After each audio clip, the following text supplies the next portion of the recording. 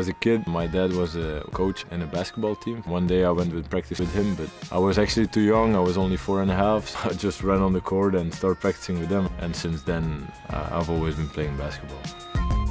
In the past I played soccer, then one day I stopped because I didn't see the ball so much. My mom came to me and said like, hey, I found a new sport for you. I went to the first practice, the coach gave me a ball and said like, hey, bounce the ball against the wall and catch it. I did it 4 times and then he said, okay, you can come to practice tomorrow. I was a bit of a late starter. I began playing when my parents moved me to a different school, the Escola Paidos, when I was 12 or 13. I'm a shooting guard. Shooting guards have to be natural scorers, but we've also got to be very fit and quite explosive. You've got to both defend and attack well. You also need good hands and particularly a high percentage shooting motion. I play position center.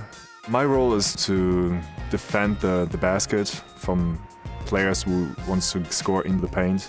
In offense, I'm quite tall, so they want me to be under the baskets to score some hook shots, like some easy baskets. I play a point guard position. Smallest guy on the court most of the time. Try to be the fastest as well, but yeah, a lot of people say that you're the prolongation of the coach on the court. You have to call the plays, you have to try to look for advantages for your team, so you have to have pretty good ball handling and court vision. You need to be pretty much a complete player to be a point guard. We have a lot of games, so we practice a little less because, of course, if you have 3 games in a week, it's impossible to practice a lot. I try to prepare well for every practice.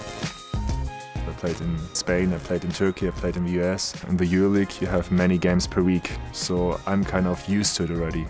You have to hold your weight as well because you lose so much calories per game. Since I'm here I lost 8 kilos, so it's kind of tough. But of course you have to eat the right thing to get all the energy for all the practices and all the games. Last season, Valencia won their first ever Spanish League championship, defeating Real Madrid in the finals and secured their return to the top-tier EuroLeague.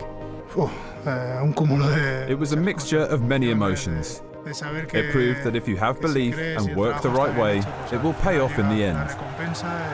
After a really tough previous year in which we lost 2 finals, to win the league, the most difficult competition, is something my teammates, myself, and the fans can be very proud of. It's a reward for our hard work. It's always tough for the champion team because everybody wants to beat the champion, so you have to be ready. That's why you play basketball, to have these kind of situations, to have great games and a lot of emotions. Well, I think something like last year winning the championship is really something motivating for the kids here too. They have the best quality right now to practice in. They really have a facility that is unbelievable and unseen in Europe. When I was starting out, I took inspiration and belief from the Manresa youth products who'd reached the first team. And I think that's the case for many of our young players, who look up to the players who have been at the club for many years and done big things.